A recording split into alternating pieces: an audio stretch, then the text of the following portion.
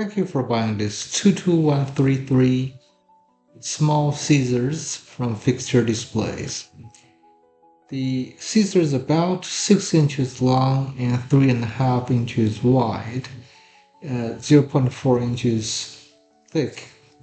It's a petite setup pair of scissors meant to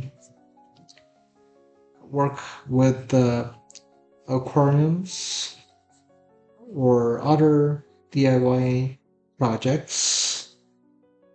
The blade is made from stainless steel, thus it doesn't rust, so you can use underwater or conditions that traditional scissor wouldn't work or would rust. This is a lightweight pair of scissors, fairly sharp, great to work with DIY again and aquarium type of applications. Thank you once again for shopping Fixture Displays.